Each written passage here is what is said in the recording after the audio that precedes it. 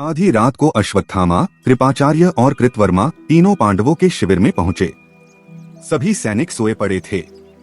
अश्वत्थामा सबसे पहले द्रुपद पुत्र धृष्टद्युम्न के शिविर में घुसा और सोए पड़े धृष्टद्युम्न के ऊपर चढ़कर उन्मत्त की भांति कूदने लगा। अश्वत्थामा ने अपने पैरों से कुचलकर ही धृष्टद्युम्न को यमलोक पहुंचा दिया। उसके बाद वह द्रौपदी के पुत्रों के खेमों में गया और एक एक करके उन्हें भी यमलोक पहुंचा दिया। कृपाचार्य और कृतवर्मा भी इस हत्याकांड में अश्वत्थामा के साथ थे।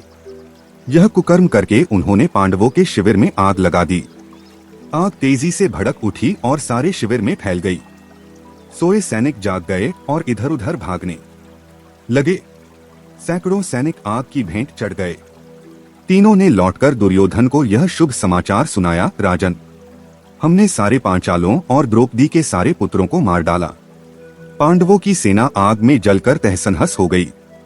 दुर्योधन यह समाचार सुनकर अति प्रसन्न हुआ और बोला, गुरु भाई, आपने मेरे कारण जो कार्य किया है उसे भीष्म पितामह और महावीर कर्ण भी नहीं कर सके। आपका यह प्रतिकार मेरे लिए अत्यंत शुभ है। अब मैं शांति के साथ प्राण त्याग सकूंगा। इतना कहकर दुर्योधन ने प्राण त्याग दिए। 18वें दिन शोक विह्वल द्रौपदी की दशा देखकर पांचों पांडव क्रोध में भरे हुए अश्वत्थामा की खोज में निकले।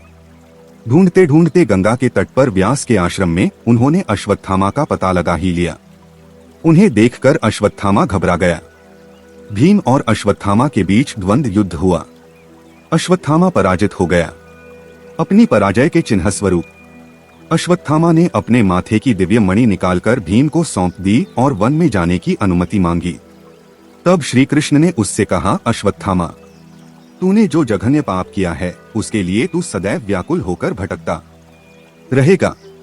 तेरी मृत्यु नहीं होगी और तेरे माथे का यह घाव सदा रिश्ता रहेगा। अश्वत्थामा ने कुछ नहीं कहा।